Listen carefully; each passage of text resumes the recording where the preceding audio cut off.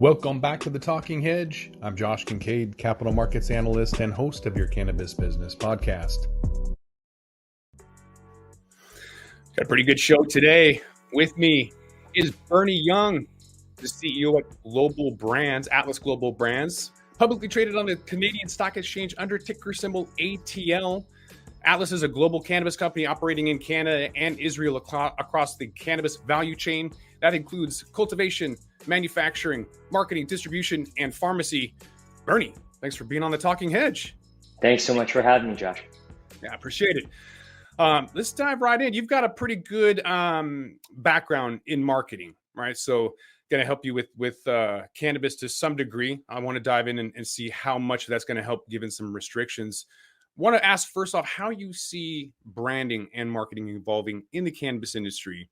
What role do you think that's going to play in the growth and success of cannabis given some of the restrictions on traditional advertising? Yeah, for sure. Well, first off, it all depends on the market and the global landscape continues to change. The first thing, number one, I believe brands, it doesn't matter what industry, always sets a standard. We are consumers that absolutely love brands and have a connection when it comes to quality and what is in a particular product. And what I see with cannabis overall is it is definitely a way to differentiate. However, the big thing with cannabis, as we all know, is it's a product first category. And you can use brands to attract and bring in consumers. But the biggest thing I find is you got to deliver with the product, which is what's so exciting about the cannabis industry as a whole. Mm-hmm. Yeah, and I guess it differs from region to region. I'm in the Pacific Northwest. I'm in Seattle. California is pretty famous for its culture, and then in between, Vancouver, BC, and Oregon have their own culture. And so, as you've signed 2 binding letters of intent to acquire 2 additional pharmacies licensed in Israel to dispense medical cannabis, these are obviously going to add to your Israeli medical sales footprint. So, what role is Atlas going to have in medical cannabis in terms of the global healthcare landscape? And then how are you working to improve patient access? For sure. I mean, the first thing with Israel is we're very lucky to have a vertically integrated business there, meaning we export our products from our EU GMP facility in Chatham, Ontario. We ship to our pharmacies, as well as we have a trading house, which is a distribution house to provide access and variety to a different assortment of pharmacies there. Patient access is important. I mean, the development and education from doctors continues to evolve. In Israel, the biggest thing we've seen is a lot of the changes with the government where they're providing courses to educate, to allow them to prescribe there as well. But I think the biggest thing, regardless, when it comes to international cannabis, is the illicit market. I mean, the behaviors and the preferences are all the same. Consumers look to smoke cannabis or use oils to aid pain and anxiety. So there's a lot of that education from, but truthfully speaking, there's a big conversion of those consumers, and the trust of the products will take time as the markets open up in both medical and recreational markets. Mm-hmm. Yeah, I would imagine even with that black market, there's a lot of arbitrage opportunities in there. We'll get into some pricing down the line here, but that'll definitely get squashed with global legalization. That'll be interesting to see how that plays out. As you guys are kind of expanding, you guys have announced enhanced brand and SKU, like you'd mentioned. With that approach to product development and branding, what's going to set you guys apart from other cannabis in the market, not just now, but in the future? For sure. I mean, at the end of the day, the biggest thing that I believe is, it all starts with the genetics, right? And ultimately, well, how do we have and do our R&D and really develop the best products to bring to the marketplace? It all starts there. We're very lucky to have a phenomenal team. We've got 3 facilities, one in Chatham, Ontario, as I'd mentioned earlier, one in Alberta, as well as one in Stratford, Ontario. And we have nurseries to really bring unique cultivars into the market. The thing that I find really is around variety and assortment.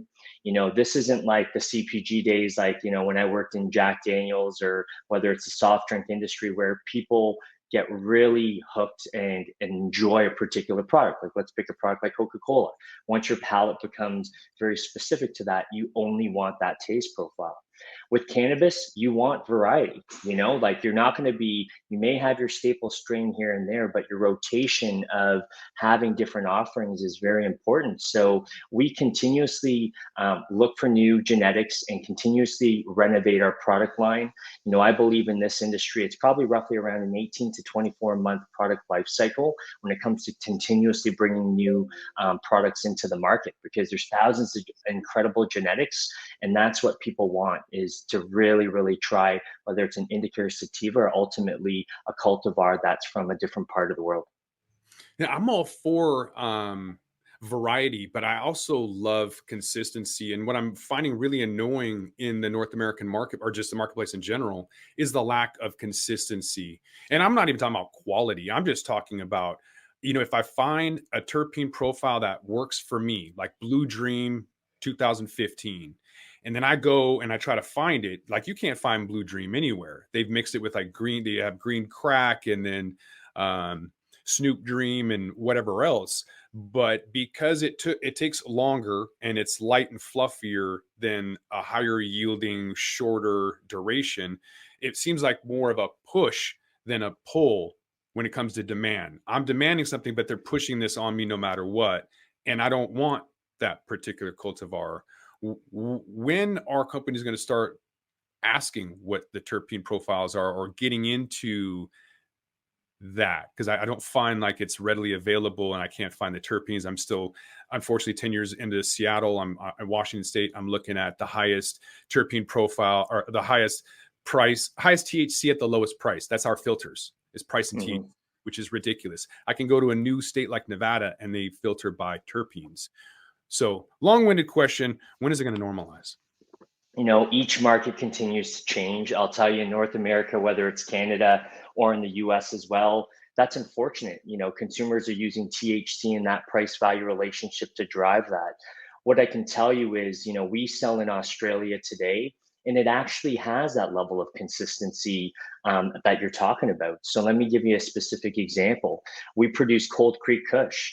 And I don't know if everyone knows in the global markets, but Australia is a very specific market where it is strain and cultivar specific, meaning that if the doctor writes Cold Creek Kush and you go to the pharmacy and you ask for Cold Creek Kush, if they don't have it, there's no substitute.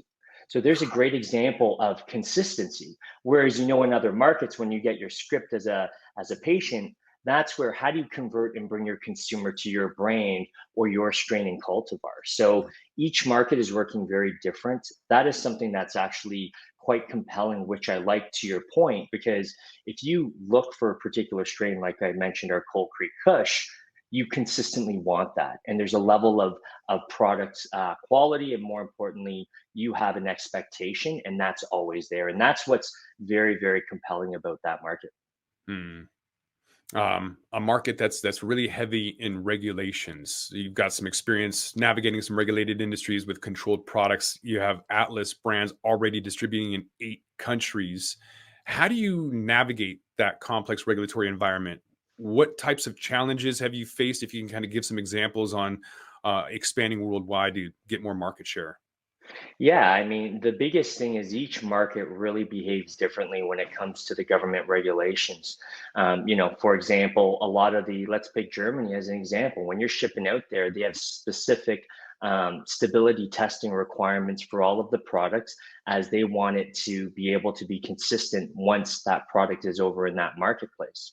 Whereas when you have other markets such as Israel that we're in, there's different ways to get in a product, where you have it shipped over in bulk, or perhaps packaged in Canada and shipped over as well, which then follows different testing. And then it comes down to anhydrous testing, which many people would probably know, and it's around that moisture level, making sure that that consistency is there. So really, you have to follow what are the requirements and the specifications set in those markets. We're lucky to have a fantastic regulatory and quality team that really focuses and does that homework proactively, and is very collaborative with the government bodies and our distribution partners internationally as well. So that's really been advantageous for us. But again, to what you said earlier, is you can ship products, here and there. But really, Atlas Global Brands is about having consistent quality product into the marketplace and building a distribution network so that on the other side, patients and our customers and the pharmacies have a level of expectation of what we're going to bring. And more importantly, the new offerings and the different types of patterns that we're going to do when it comes to adjusting to the preferences of what their patients or consumers want. So that's how we're really thinking about it strategically. Mm-hmm. Yeah, and I don't think a lot of people are looking at distribution strategically. They look at branding and they look at hype, hyperbole. But I really think that if more athletes and musicians and whoever is coming out with cannabis brands would look at the importance of distribution, because you can have the best product, and if it isn't distributed properly, no one's going to see it. And I really think that that's one of the crucial aspects of this industry and why it's important moving forward with the ability to advertise and sell online, or at least to have a marketplace, a digital business to business marketplace where you can cross borders, where genetics, you're talking about genetics and how important that's going to be. Individual states already think they have the fire. I interview people all the time, people in Maryland that are coming on board like, we have the fire, and I'm laughing because I'm like, you're a meme. You have no control over who. You're not vertically integrated, so you have no control over that. Bernie, do have vertical integration. You do have control over that, but there are some aspects that I kind of want to dive into and poke at. So I have a few questions about celebrity cannabis specifically. So let's dive into that. Snoop Dogg granted you guys at Atlas Global to use his name, likeness, and to sell cannabis products internationally. So you were quoted as saying that Snoop Dogg is one of the most iconic figures in cannabis culture, and it's an honor to collaborate with him. Consumers love Snoop, and our collective goal is to deliver premium products in all cannabis categories that'll be consistently exceed customer expectations. So question one, how does Atlas plan to differentiate their Snoop Dogg branded products from other celebrity branded products in the market? Yeah, I mean, celebrity brands, we've seen it over the years. The biggest thing is we are going to create a new brand in the marketplace as we kind of relaunch things. And there's very important specifications on that. I mean, the biggest thing I find with brands, and I'll tell you in the international markets and the insights we've seen, are a couple things. Number one, there is zero brand equity in international markets. So if you were to ever join me, and I would love to host you in Tel Aviv, Israel, if you were to walk into one of the dispensaries there, they look like recreational shops. Of course, you need your medical script to go in, but the behaviors and the preferences are different.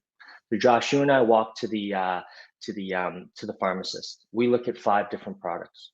What do you choose between A, B, C, D, and E? Is one popcorn bud? Is one too dry? Is one meeting your expectations? Yes, you'll know the strain or cultivar, but what is going to meet your expectations? Then you see Snoop beside it, which again, I believe in price value relationship. You're not going to overprice and try to trick the consumer. I really don't believe that. The consumer speaks, you follow the insights and you do that. And the price value relationship of converting and having that price point where they will have an expectation that this is Snoop's product and a quality level that they're going to expect in the bag appeal, that's going to deliver. So I'm going to be able to, with Snoop and the new brands, be able to drive trial. But more importantly, it's the organization of Atlas Global Brands to confirm the bag appeal and the quality in the product itself to drive repeat purchase. And that's our strategy when you think about that full 360 circle of how we're going to bring consumers to our trademark and drive momentum and build and grow market share in the space. And it sounds very simple, and it is. You win consumers, and you convince them that you're worth their wallet and you're worth the money that they invest in your products. And that's how we're going to do it, consumer by consumer. I'm going to push back on that a little bit because I haven't seen it done in a decade. I haven't seen it successfully done. So I've got to ask you how specifically you're going to do that, because what I've seen is that people just slap their name on trash. And so I'm curious what his involvement is and how you're going to ensure that's going to happen. You've got celebrity brands that don't sell well at all. They don't even stand out from the crowd. From consumers like Jay-Z, Justin Bieber, Gwyneth Paltrow, Rosario Dawson, even Mike Tyson, he's got to do his little ear thing in order to get any kind of recognition or notoriety, and people still don't even care. It's going to be about price and convenience. Those are the two kind of standard things that people care about. Quality, consistency, all those other things are going to be expected, not appreciated. So the data and dispensary owners say celebrity brands don't stand out to consumers on a crowded dispensary shelf. Another notable example of a failed celebrity cannabis partnership is Drake and Canopy Growth. It almost would make sense with your ticker symbol ATL to partner with Big Boy and Andre 3000 of Outkast, like being an old school, rapping about ATL. I mean, Atlanta's got a ton of rappers coming out. So what made Atlas decide to partner with Snoop? Obviously he's a big name, but like I feel like you're having to dig yourself out of a hole before you even start. You're like a turnaround company, essentially trying to turn this around, not turnaround company, but turnaround concept of celebrity cannabis, because it's never worked. So despite the potential drawbacks of celebrity branded cannabis products and how difficult it is, what is your process, and especially utilizing them in Canada where it's not legal?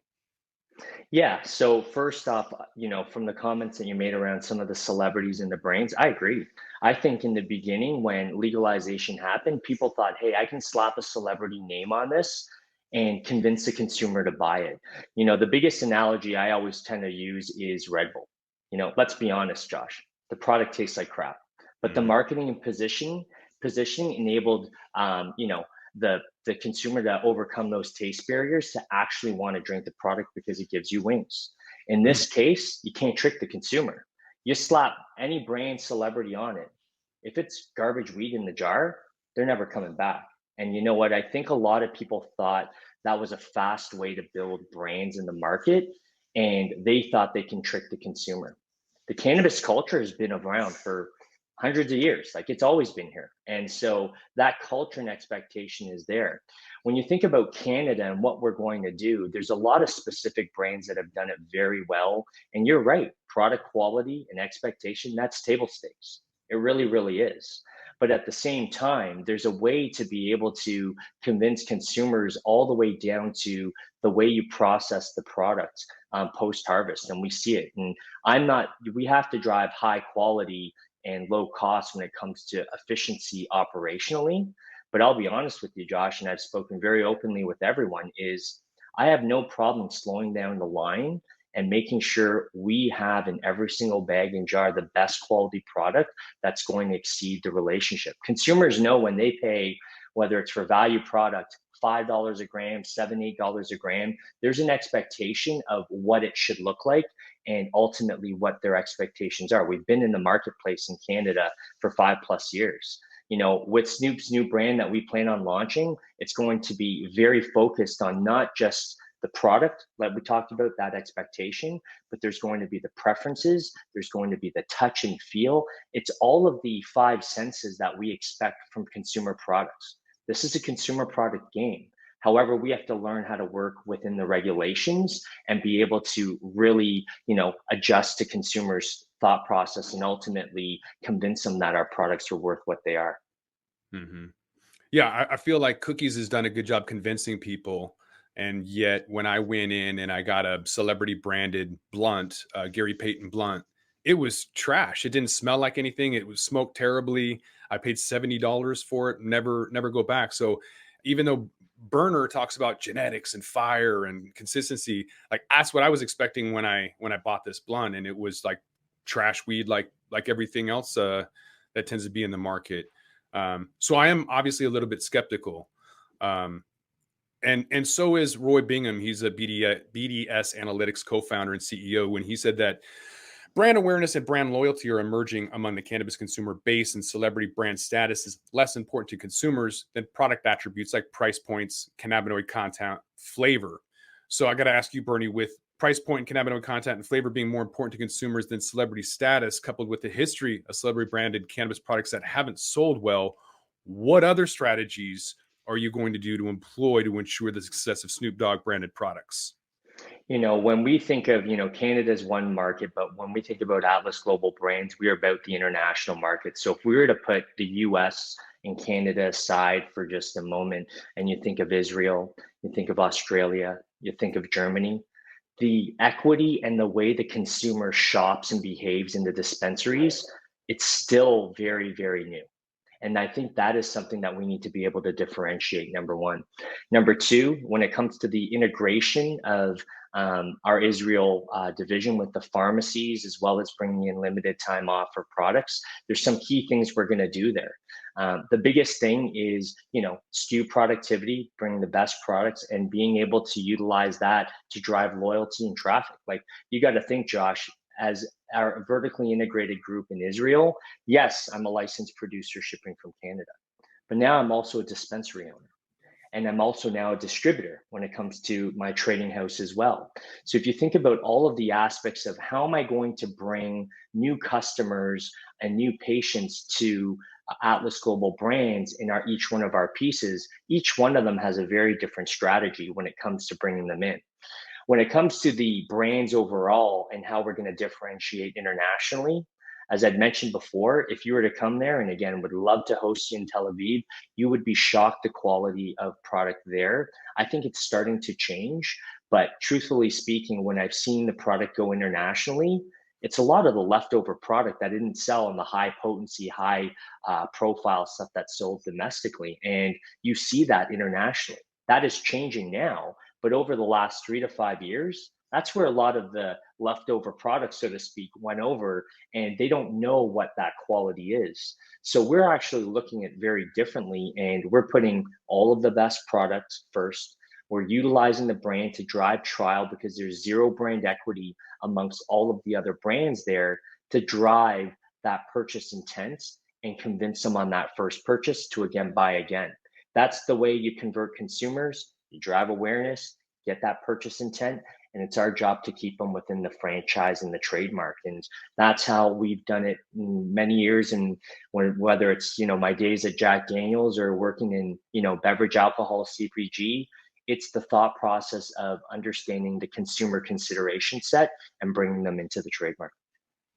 Yeah, it would be interesting to see how that rolls out and what kind of opportunities that presents.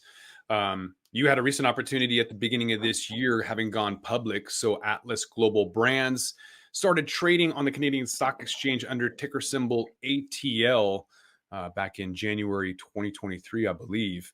Mm-hmm. The interim CEO was quoted as saying that transitioning to the public markets was an important milestone for Atlas. It provides a platform for growth, ultimately to execute on their strategy and become a global cannabis leader.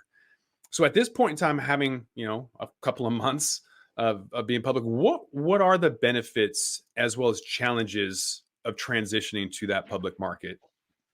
I definitely, there's a couple of big things. I think the first thing, number one, is being able to access the capital markets.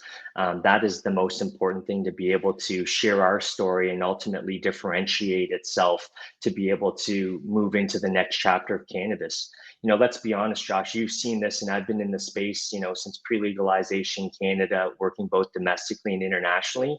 The markets are very, very difficult right now. Mm-hmm. But really at Atlas Global Brands, we're looking this as the next chapter. It's a fresh sheet of paper. And now when we see everyone distracted and dealing with their legacy baggage in the marketplace, we're focused on how are we going to drive vertical integration in Israel to have consistency and predictability in that market. With the EU GMP regulations changing in Australia and other markets, how do we utilize our hub in that? I laugh sometimes because we've heard EU GMP so many times, but the irony is there's less than a handful that actually have it, that can do it consistently, because many other licensed producers in Canada never followed through. So if you think about that, and now we are have a key competitive advantage when it comes to EU GMP, that's going to continue to funnel that side of things. So when you think about, going public, having a very compelling story, we are looking at going on the OTC as well, and looking at other opportunities to drive more liquidity as well as more awareness of our brand. I think we're going to have a very compelling global cannabis story that people are going to be excited about to hear, and most importantly, see how we perform over the upcoming quarters. Mm-hmm.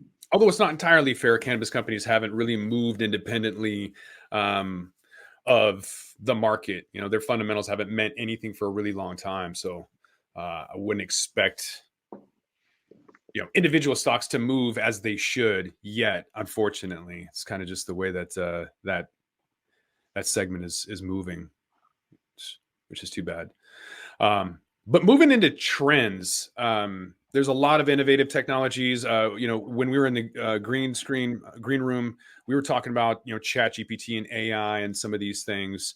And I'm wondering if there's any just technology in general. It seems like there hasn't been a lot of consumer products outside of maybe like you know, dab vape technology, but you know, the toker poker and little like gadgets and stuff like that. It doesn't even have to be like crazy technology, but it doesn't seem like there's been a lot of focus on the consumer end, more on the back end technology. But regardless of it's B2B or B2C, have you seen any technology or anything innovative that will maybe help with the cannabis industry in general, or something that you guys are going to be adapting? You know, the biggest products I love in the cannabis industry when it comes to technology and 2.0 products is vape technology. You know, it's come such a long way. And, you know, more importantly, when it comes to converting the illicit market, the quality of the products that are continue to evolve and change all the way from the heat settings, and really being able to have consumers adapt when it comes to accessibility of new products is key. I'm seeing a lot of really unique designs as well as different ways to actually enjoy the product and of course utilize that.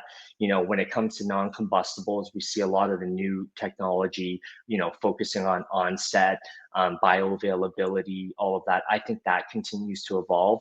I would say with the technology and bridging different consumers into the space, minor cannabinoids, there's going to be a lot of different pieces that ultimately come together that are going to be disruptive in the marketplace. You know, I've seen some excellent products that have THC and minor cannabinoids kind of isolating a certain, you know, consumer segment and occasion, which evolves. So I think we'll continue to see technology both when it comes to, you know, utilizing minor cannabinoids and ingestibles, all the way to vape technology and being able to have consistent dosing as that evolves. Because, you know, we've seen brands and products come into to the marketplace, but it's going to take a little bit more time as that evolves. What about your plans to capitalize on that vertical integrated supply chain and continue to grow and expand your global footprint? What does that look like, and what does the future look like for you guys specifically? You guys are going internationally. You're going to keep doing that? Like, let us know what you're doing. Yeah, for sure. So, I mean, our biggest priority in the short term right now is continuing to integrate our division in Israel. So, Atlas Global Brands is really around acquiring and looking for very accretive pharmacies in the business in that place. You know, we've seen retail right across the board, and I've been part of it as well in both, you know, all of the industries I've been in. And it's not about having the most outlets, it's about having the most productive and strategic locations that make the most sense into that space. So that's something that we are very thoughtful and strategic on when it comes to the international side. You know, I'm a big believer, you know, coming again from Beval, you can have great products, but you have to have assortment. So, you know, wearing our distributor hat, we are partnering with other brands as we look to expand our assortment, because I've got to make sure I'm bringing great varieties and more importantly, great menu for our partners there. When we look at, you know, across the different other markets, such as, you know, the UK, Spain, Australia, Germany, we see the regulations slowing down there. We are looking really to find those partners to offer, you know, our EU GMP product into the market and grow. We are looking at different ways to actually create and find ways to, you know, shape the regulations and help work with them as well. But again, like I said earlier, each market is very different, and more importantly, being part of the journey in some of those key markets is where our focus is. So you're going to hear a lot and see, you know, more about Australia. You're going to see more, of course, in Israel as well, and Germany, and then the other international markets as we continue to progress over the next 12 to 24 months. And then if people want to find a little bit more about what you're doing and kind of track your progress and everything, where can they find you at? Yeah, and thank you again, Josh. So thanks everyone for joining us. You can come to our website at atlasglobalbrands.com or look us up on LinkedIn. We appreciate it. And again, we really appreciate your support and looking forward to working with you all. Thanks for your time. Yeah, and we'll put Bernie's LinkedIn link in the description. But I think with that, we're gonna have to roll this one up. So I want to thank my guest, Bernie Yeung, the CEO of Atlas Global Brands, again available on the Canadian Stock Exchange under ticker symbol ATL. Appreciate you being on the Talking Hedge. Thanks so much. I'm Josh Kincaid. You're welcome. I'm Josh Kincaid. This is the Talking Hedge. So don't forget to like, share, and subscribe, or don't. And I'm out. Don't forget to smash that like button on your way out and check out these other videos that we've got.